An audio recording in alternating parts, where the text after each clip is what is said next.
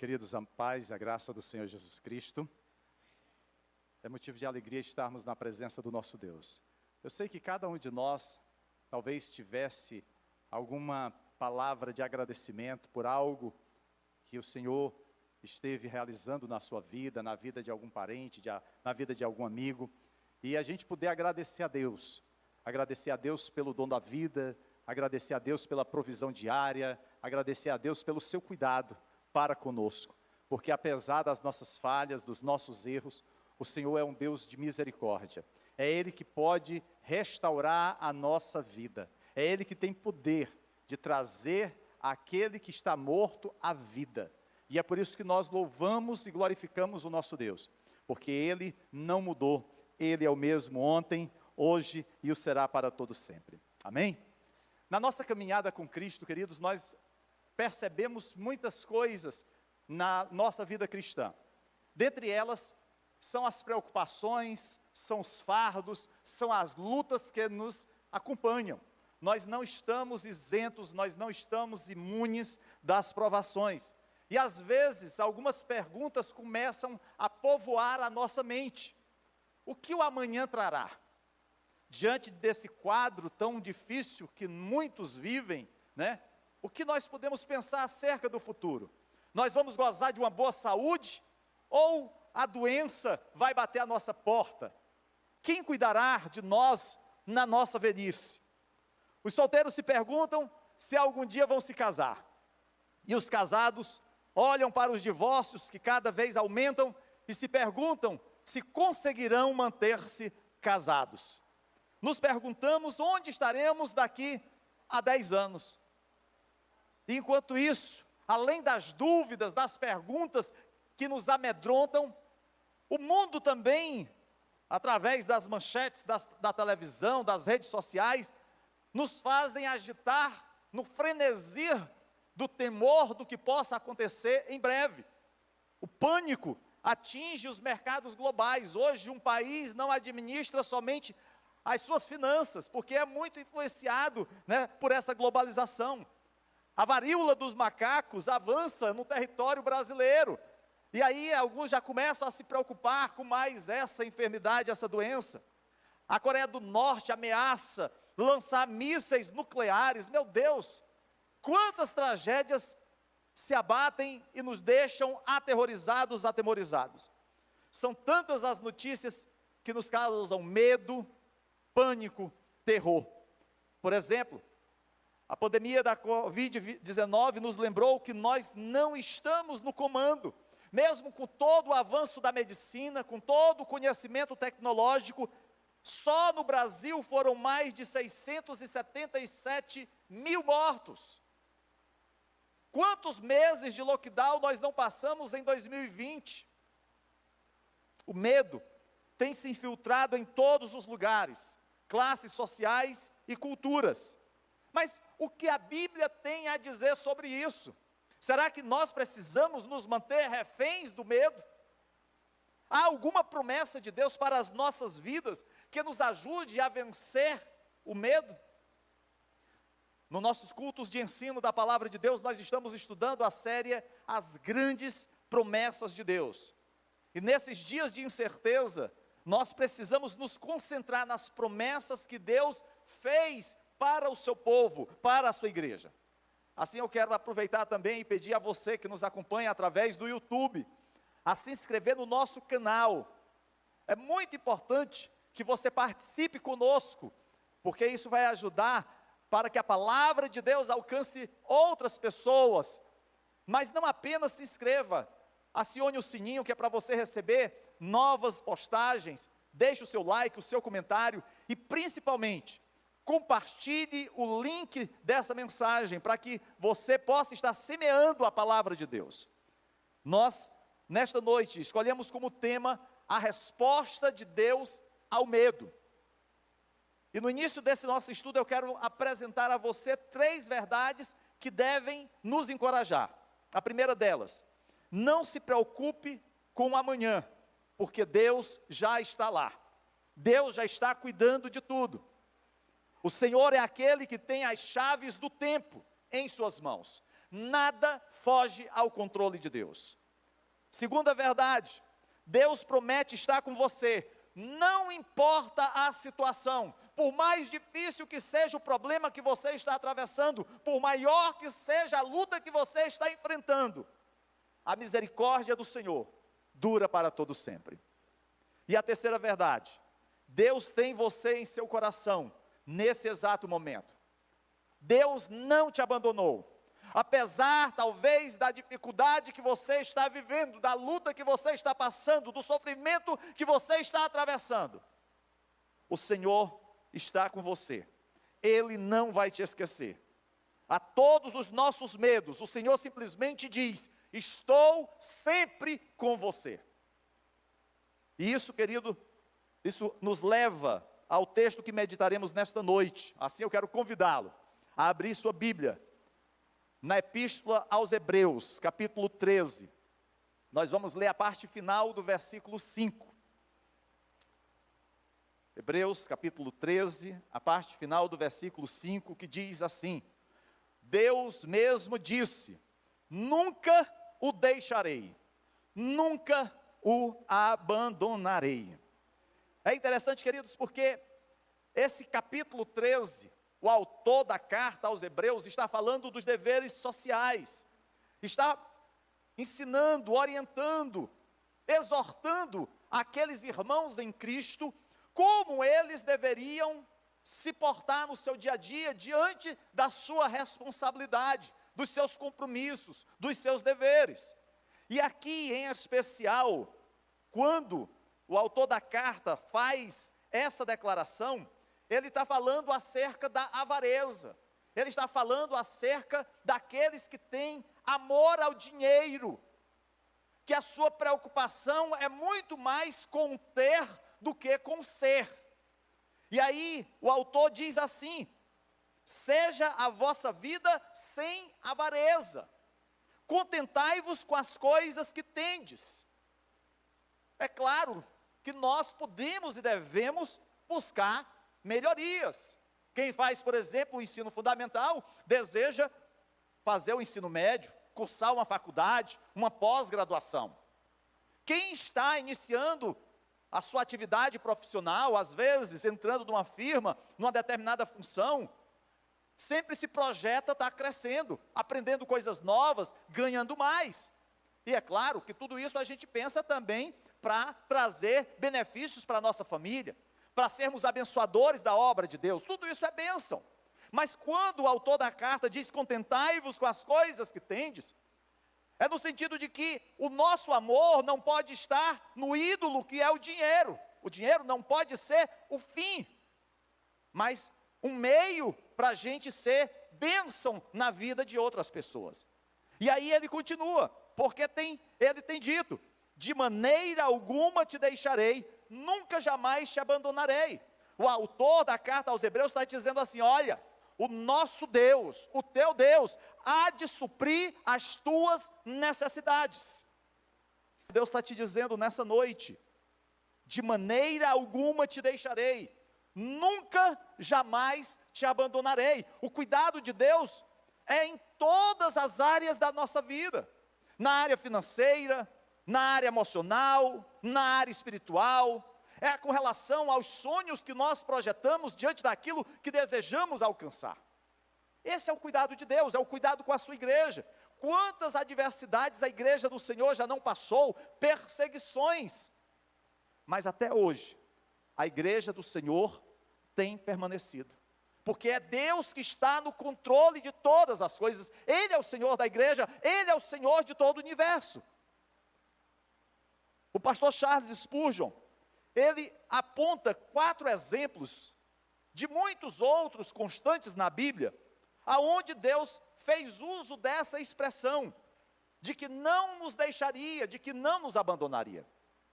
E eu queria exatamente pensar, meditar, no exemplo de cada um desses homens, que vivenciaram uma experiência com Deus, para que essa experiência possa também nos ajudar a superar os momentos de medo, de crise, que muitas vezes se abatem contra nós, e que nos levam ao desespero, que nos levam à ansiedade, e que nos fazem reféns desse mundo. O primeiro exemplo, queridos, é Jacó. E se eu pudesse usar um título para Jacó, além de usurpador, seria medroso. Lá em Gênesis capítulo 28, verso 15, a palavra do Senhor diz assim: estou com você e cuidarei de você, aonde quer que vá, e eu o trarei de volta a esta terra. Não o deixarei enquanto não fizer o que lhe prometi. Nós conhecemos a história de Jacó, quando Deus proferiu essa promessa para ele. Ele estava fugindo. Jacó está na estrada há 2 dias, quando recebe esta mensagem de Deus. Ele está fugindo do seu irmão, de quem havia roubado a primogenitura. E também foge do seu pai, a quem ele tinha enganado. Porque o seu pai lhe concede a bênção pensando que era o outro filho, Esaú. Aquele duplo engano. Ele destruiu a família. Mas não somente isso. O próprio Esaú queria matar Jacó. A sua família ficou devastada. E ele foge, amedrontado diante do que poderia acontecer, diante do desdobramento dos seus erros, ele foge. E naquela noite, tendo uma pedra como travesseiro, dormindo no deserto, sob um céu estrelado, ele sonha com anjos indo e vindo, em uma escada que se estendia da terra para o céu. Até aquele momento, Deus nunca falara diretamente com Jacó. Isso aconteceu com Abraão, seu avô. Isso aconteceu com seu pai, Isaac, mas não com Jacó. E eu tenho certeza, queridos, que a última coisa que Jacó esperava ouvir naquela noite era a voz do Senhor. Porque Deus falaria com ele depois do que ele fez com seu pai e com o seu irmão. Por que Deus falaria com Jacó diante dos erros que ele havia cometido? Deus o encontra no ponto do seu desespero, do seu medo, quando ele está deixando a terra prometida, fugindo do seu irmão e correndo de mãos dadas com medo. É exatamente nesse contexto de desespero que Deus fala com ele. Talvez você já tenha passado um momento assim desesperador, aonde você acreditava que não havia solução, que não havia saída, que você estava desmoronando, que tudo que você havia construído, havia erguido, estava agora no chão. Essa era a realidade de Jacó. O Senhor sussurra em nosso prazer, mas Ele grita em nossa dor. Agora, finalmente, Jacó está pronto para ouvir o Senhor. Ele deve ter ouvido seu pai falar do Senhor. Ele deve ter ouvido as histórias de tudo que Deus fez com o seu avô Abraão. Mas Jacó não tinha uma experiência com Deus.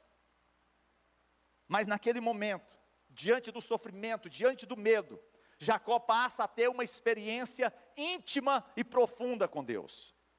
Talvez ele tenha raciocinado assim: se Deus estivesse comigo naquele dia, eu não teria mentido para o meu pai, eu não teria enganado o meu irmão, mas Deus não estava ali, então eu tive que dar o meu jeitinho, para garantir que a promessa de Deus se cumprisse.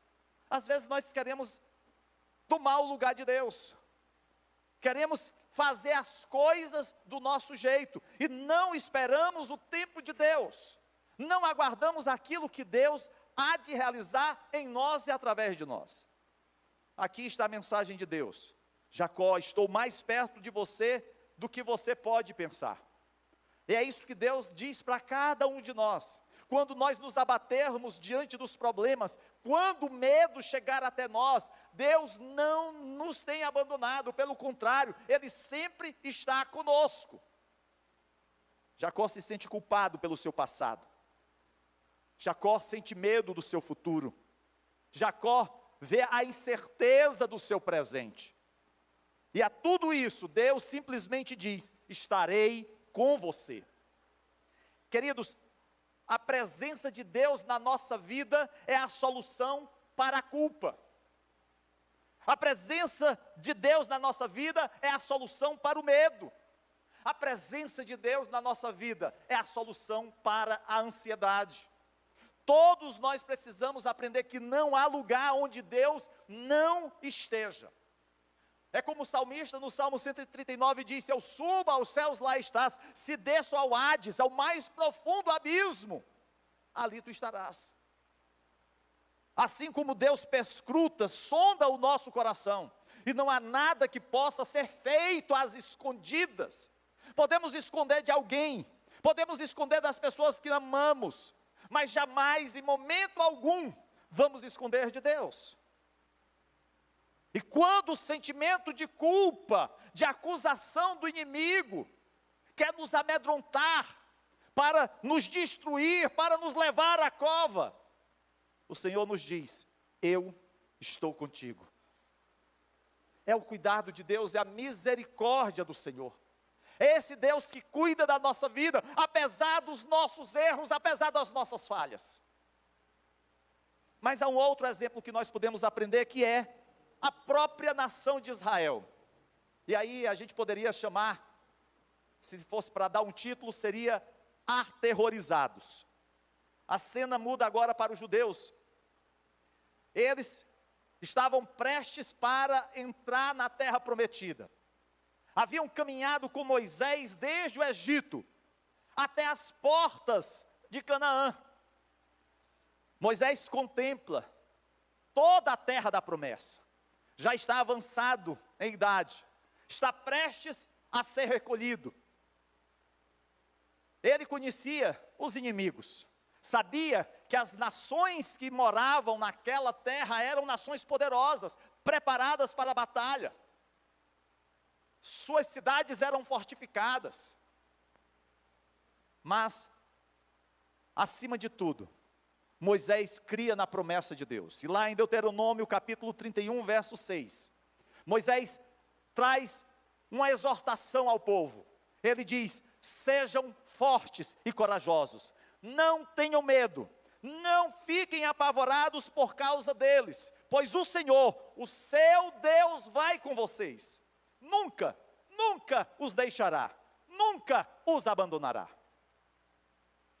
Aquele povo, ele tinha peregrinado por 40 anos no deserto, depois que saíram do Egito, que chegaram tão próximos de adentrar a terra prometida, mas titubearam, se deixaram abater pelo medo dos gentios que moravam naquela terra, e deram as costas, não apenas a Moisés, mas ao Deus Todo-Poderoso que os havia tirado do grande império do Egito, do Deus que havia aberto o mar para que eles passassem. E o Senhor os sustenta durante 40 anos. A palavra de Deus diz que as suas sandálias não se venceram, se mantiveram, não lhes faltou o pão, não lhes faltou a carne, não lhes faltou a água. O Senhor supriu toda a sua necessidade, mas agora eles tinham um novo objetivo, um novo alvo: adentrar a terra prometida. E Moisés diz: não tenham medo, não fiquem apavorados por causa deles. Queridos, às vezes nós olhamos para os nossos desafios e nós nos amedrontamos, olhamos para as atividades que temos a desenvolver no trabalho e achamos que não estamos qualificados, não temos o conhecimento para exercer aquela função. Fazemos uma determinada atividade, até mesmo na igreja, e aí vem a dúvida: será que eu estou apto a exercer isso? No livro O Esplêndido e o Vil, que narra o primeiro ano de Winston Churchill como primeiro-ministro da Inglaterra, quando os nazistas pareciam imbatíveis, e a eventual destruição da Inglaterra parecia inevitável, quando Hitler vencia todas as batalhas e os seus exércitos atravessavam e dominavam a Europa, Churchill, que era o primeiro-ministro, ele falou com honestidade, quando ele disse: eu não tenho nada a oferecer, além de sangue, trabalho, lágrimas e suor. Os anos seguintes provaram a verdade de suas palavras, e os nazistas foram derrotados, e os aliados venceram a Segunda Grande Guerra Mundial. Queridos, precisamos lembrar que maior é aquele que está conosco do que aquele que está no mundo.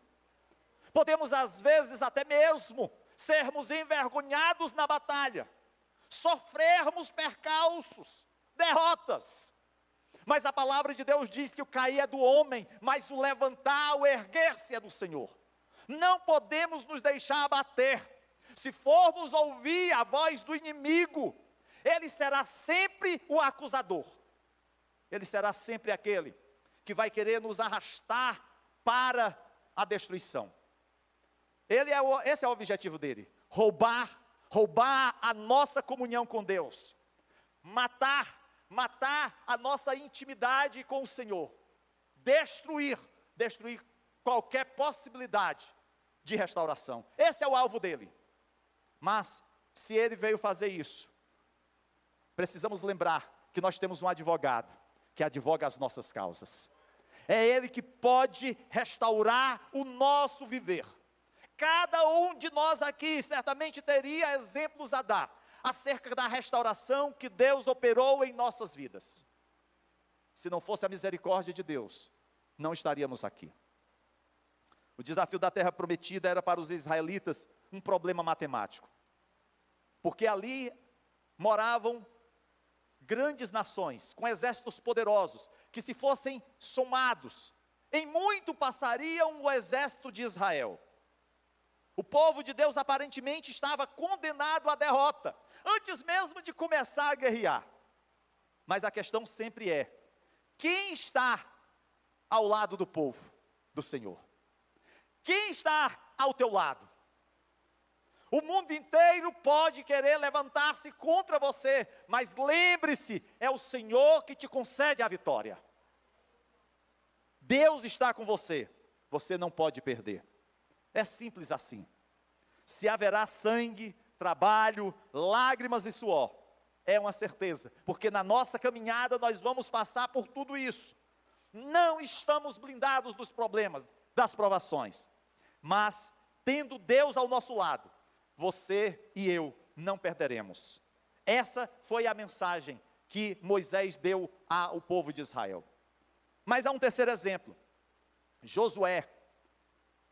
A gente, quando lembra de Josué, pensa sempre num grande general. Se Moisés foi um grande estadista, Josué foi um grande general. Mas eu queria chamar de Josué aqui o temeroso. Queridos, depois da morte de Moisés, Josué passa a liderar o povo de Israel. Eles ainda iriam atravessar o Jordão e começar a longa série de batalhas. A pergunta se torna muito pessoal. Será que Deus seria com Josué como foi com Moisés?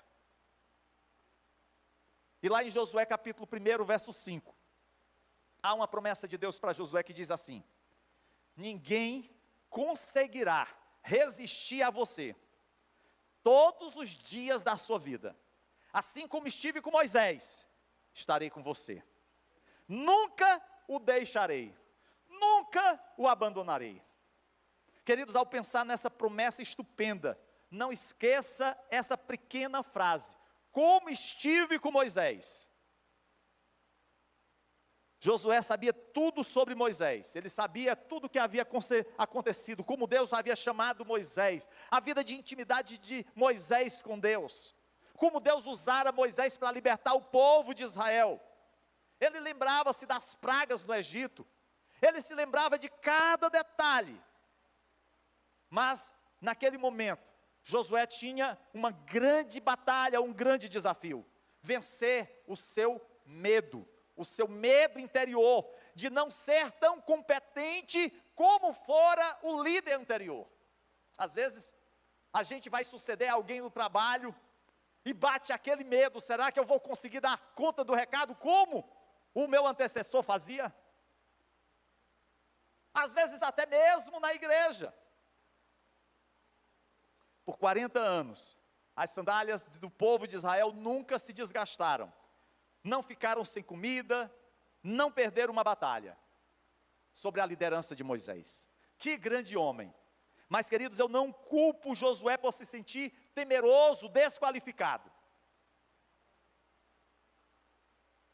Como suceder o pastor Manuel Filho? Como suceder o pastor Beto? Como você substitui grandes homens de Deus. Deus estará com você, Josué, como estava com Moisés. A resposta é sim.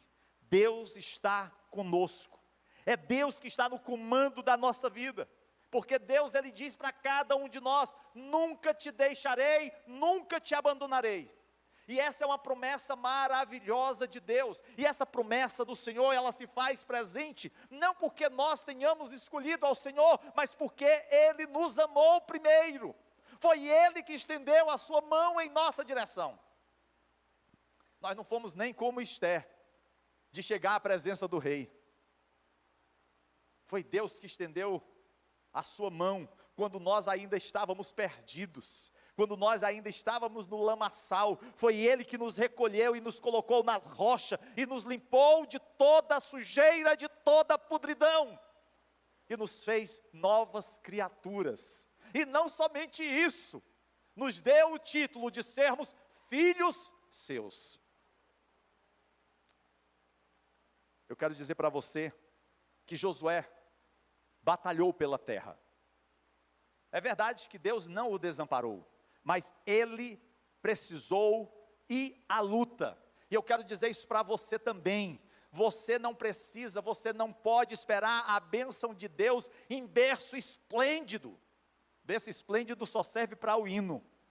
Precisamos ir à luta, precisamos ir à batalha. E isso em todas as áreas da nossa vida. Precisamos agir. Agir no trabalho, agir na faculdade, na escola, na família, na igreja, no nosso relacionamento com Deus. Agir para fugir do pecado, do mal. Quarto exemplo, Salomão, o tímido. À medida que o rei Davi envelhecia, ele intentou no seu coração de construir um templo ao Senhor. Mas o Senhor disse a Davi que ele não o faria porque ele era um homem de sangue. E a casa de Deus então deveria ser construída pelo seu filho, que era um homem de paz. Davi aceitou então o decreto de Deus e convocou o seu filho Salomão a construir o templo. E lá em 1 Crônicas 28:20 diz: Davi a Salomão: seja forte e corajoso, mãos ao trabalho, não tenha medo, nem se desanime, pois Deus, o Senhor, o meu Deus, está com você. Ele não o deixará, nem o abandonará, até que se termine toda a construção do templo do Senhor. Queridos, certamente aquela era uma carga pesada para colocar sobre os ombros do jovem Salomão. Salomão era o homem mais sábio do mundo, porém, ele sucedeu ao seu pai, um homem segundo o coração de Deus. É difícil ser filho de um pai famoso. Davi era um líder natural, um poeta talentoso, ele era um guerreiro poderoso, ele unificou as tribos de Israel e inspirou a nação. Sem dúvida, ele foi o maior rei que Israel já teve. Acredito que todos nós gostaríamos de seguir um líder como Davi. Salomão enfrentou uma forte pressão, logo nos primeiros dias do seu reinado. Seu pai, ele reúne os seus colaboradores, os seus súditos, e lá em 1 Crônicas 29, verso 1, o rei Davi disse a toda a assembleia: meu filho Salomão, e só ele, foi quem Deus escolheu. Ele começa dizendo: olha, essa escolha não é minha, essa escolha foi feita por Deus. Mas ele diz assim: meu filho Salomão é um jovem, inexperiente, e a tarefa é grande. Davi reconhece que o seu filho ainda não tinha as competências e as habilidades, e precisaria do apoio de todos. Isso fala acerca de unidade. É na comunhão que nós crescemos, que nós amadurecemos. É na comunhão que nós aprendemos a levar as cargas uns dos outros. A palavra hebraica, que é traduzida em português por inexperiente, aqui, também tem um sentido de terno, delicado, tímido. Davi está dizendo: olha, o meu filho é tímido, é inexperiente. Talvez você olhe para si e se sinta assim, tímido, aterrorizado, temeroso, medroso, diante dos desafios que você tem a enfrentar. Meu Deus, é uma mudança radical na minha vida. Vou mudar de emprego. Ou vou mudar de casa. Ou vou enfrentar um novo estágio na minha vida, no outro local. Quantas vezes, queridos, eu mesmo não me senti assim, inclusive no ministério, de não me sentir em condições de dar continuidade ao chamado de Deus, de não me achar apto para exercer o ministério da palavra. Porém, a palavra de Deus diz para você e para mim nessa noite: Deus não vai deixá-lo, Ele não vai abandoná-lo. Aquele que começou a boa obra em você, vai completá-la até ao dia de Cristo Jesus. Como sabemos, queridos, que essa promessa de Hebreus capítulo 13, verso 5 é verdadeira? Há muitas respostas para essa pergunta. Podemos simplesmente nos lembrar do que Deus fez no passado. Ele te trouxe através de águas profundas, noites escuras e lágrimas amargas. Talvez você não se lembre, alguns aqui foram alvo da oração dos seus pais ou dos seus filhos. Outros foram alvo de lágrimas derramadas pelo seu cônjuge. Pense em todas as orações que Deus respondeu para que você pudesse estar aqui neste lugar. Será que tudo isso é para ser desperdiçado, é ser lançado ao lixo? Não. Deus nos trouxe tão longe, não foi para nos deixar agora, mas para que nós possamos depender dEle a cada momento da nossa vida, possamos nos lembrar que apesar das nossas falhas, apesar dos nossos erros, nós temos um Deus que nos ama, que cuida de nós, um Deus que trata da nossa vida. O que aprendemos com a promessa de Hebreus 13:5? Se como Jacó, você se sente amedrontado, tenha coragem, Deus nunca vai deixá-lo. Se como Israel, você se sente aterrorizado, tenha coragem, Deus nunca vai deixá-lo. Se como Josué, você se sente temeroso, tenha coragem, Deus nunca vai deixá-lo. Se como Salomão, você se sente tímido, tenha coragem, Deus nunca vai deixá-lo. O Senhor, queridos, não apenas está com você agora, Ele está na estrada à sua frente, é Ele que cuida do seu futuro, é Ele que conhece todos os teus dias, quando você nem mesmo havia sido formado. Ele é o Deus que vai adiante do seu povo. Essa é uma verdade que jamais poderá ser contestada ou negada. Há alguma coisa que te preocupa essa semana? Há alguma coisa que te preocupa esses dias? Eu teria uma relação bem grande. Esqueça. Deus está lá, cuidando de cada detalhe. É uma consulta médica, é o medo de receber um resultado de algo que possa te entristecer, te incomodar, te levar ao sofrimento. Não te atemorize, Deus está lá. Deus, Ele cuida do nosso futuro, Ele está trabalhando em cada detalhe, nesse momento na nossa vida. Às vezes nós não entendemos, queridos, as dores que passamos. Às vezes nós nem aceitamos o sofrimento que bate à nossa porta. Mas apesar de tudo isso, Deus, Ele continua cuidando de nós. Ele não nos abandonou. Ele não nos deixou, Ele não nos desamparou. Ele é o nosso Deus. Ele é o Senhor dessa igreja.